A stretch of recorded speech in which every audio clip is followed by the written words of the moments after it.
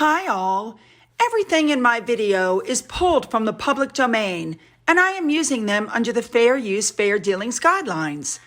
Everything I say is my own opinion. You should look into this information for yourselves, but I'm pretty sure I'm right. Good morning, everybody.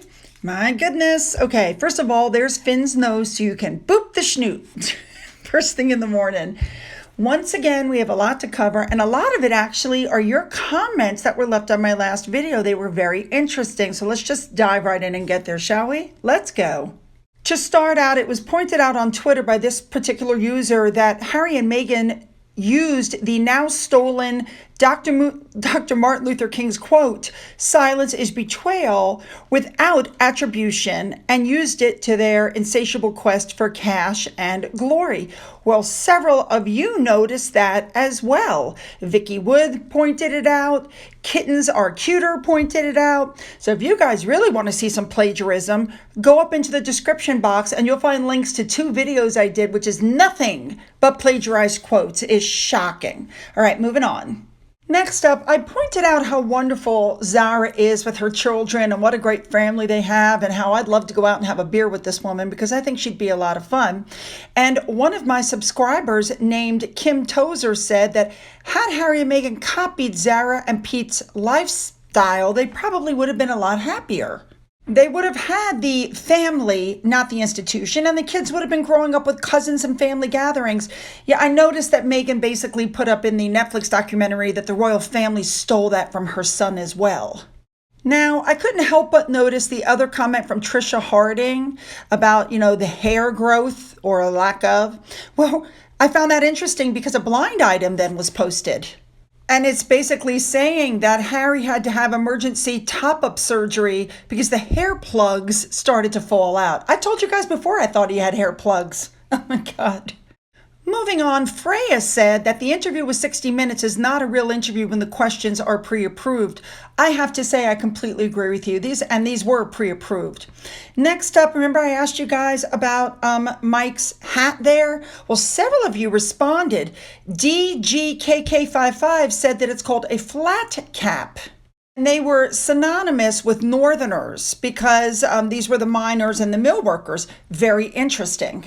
Now, at the same time, Rose Patience wrote that the hat is simply called a cap. And you've seen William wearing one too, but there's a time and a place for it. And when you see the royal family wearing it, that's the right time and place. Rose, I agree. Also, Winter Light wrote and said that the hat is called a Boston Scally. And her grandfather wore one of these. Yeah. I don't know if that's an American thing or I'm not sure what that is. Next up, Tuppence made the comment that Harry seemed to be wearing the same outfit in the US and the UK interview. I'm going to say no on that because here in the 60 Minutes interview, he's wearing a white shirt with a green sweater. And then here in the interview with Tom Bradbury, he's wearing what appears to be a pink shirt with a blue sweater. Close, but no cigar. Now, my subscriber Emma said that Neil Sean reported the crew members behind both interviews said that Harry's behavior was atrocious and they were rude about him, and that apparently there is enough commentary, and the fact that the stories keep changing. First it was the racist royals, then it was the racist British press, now it's the racist Buckingham Palace. Yeah, people are also noticing the constant sniffing. Next up, part of Harry's complaints with his family was that nobody ever stepped up to help them or put out statements on their behalf. Well, here's the first statement they ever put out on his behalf, which had to do with Meghan Markle and the fact that she was being harassed. Then now here you have a whole bunch of headlines. These are all things that were put out by Buckingham Palace to, defend Meghan Markle. And of course, things like this come up online. Kensington Palace lied about the Saudi blood diamonds. They did lie, but they lied to protect Meghan Markle. They covered up her bullying of her staff. Remember, one lady was leaving and they said she was leaving to take another job elsewhere, like out of the palace. Come to find out she was just switching over to William's team. They facilitated a lot of lies. But interestingly enough, Harry and Meghan don't want to talk about these.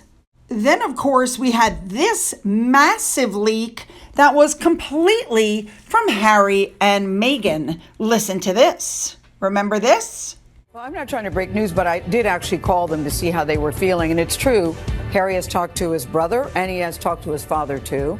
The word I was given was that those conversations were not productive. But that wasn't the end of what Gayle King had to say. So, again, listen to all of this. False stories are coming out that are very disparaging against Meghan still.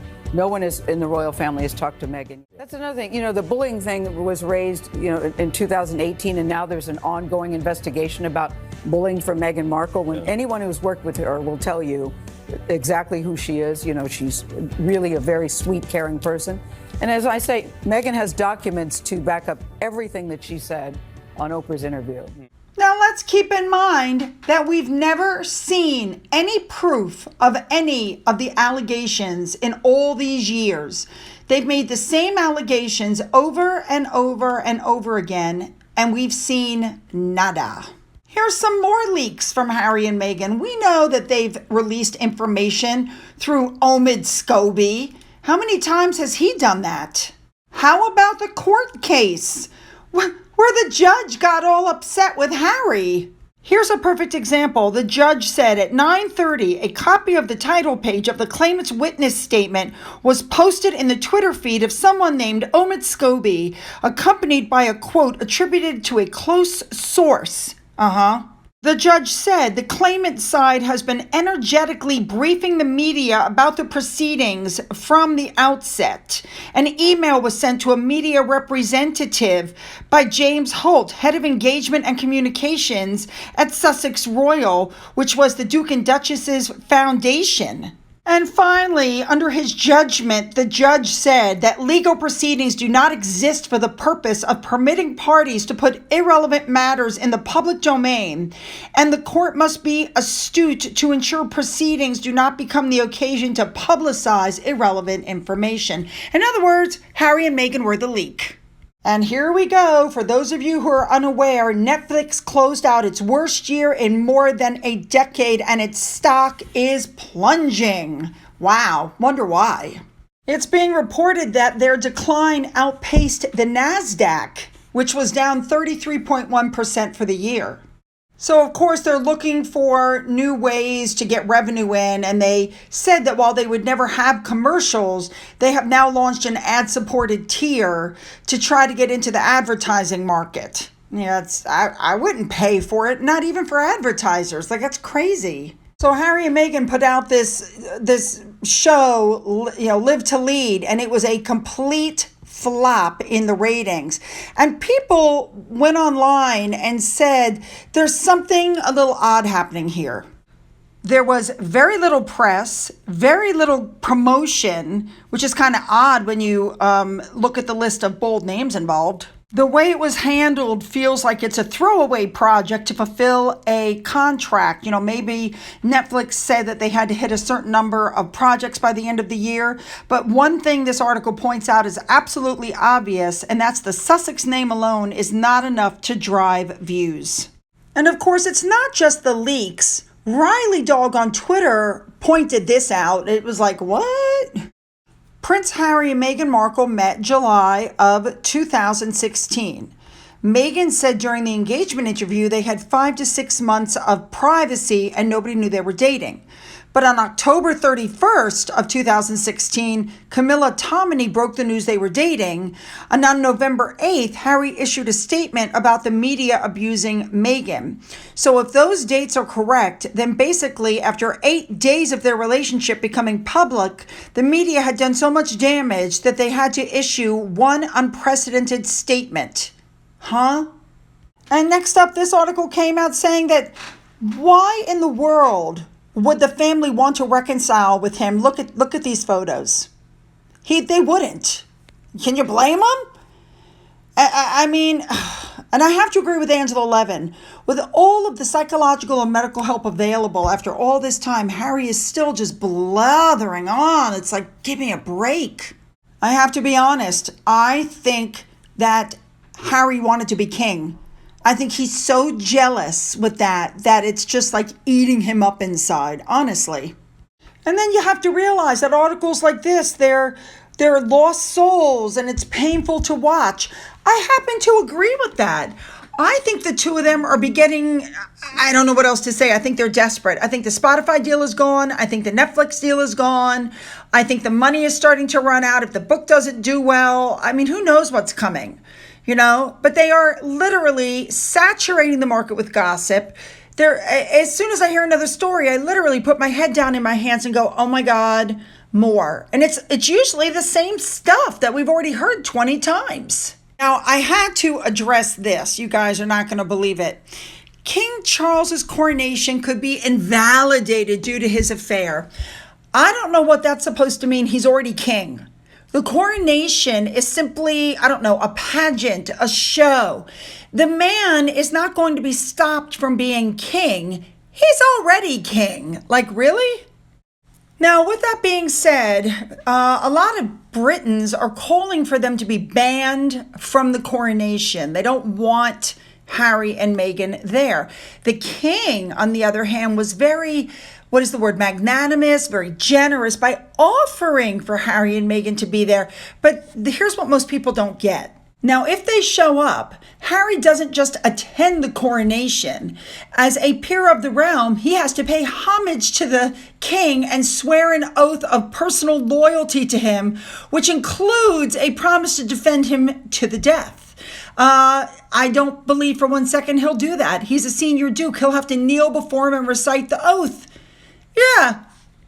And Meghan won't be anywhere near him because their wives have no roles in the ceremony. So do I think they're going to go? Absolutely, they're going to go because they need the content, the photos. Yeah, unbelievable.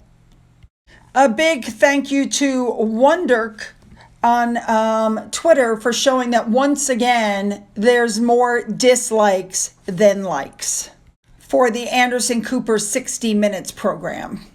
Next up, they're saying that Harry shouldn't claim that King Charles is showing no willingness to reconcile.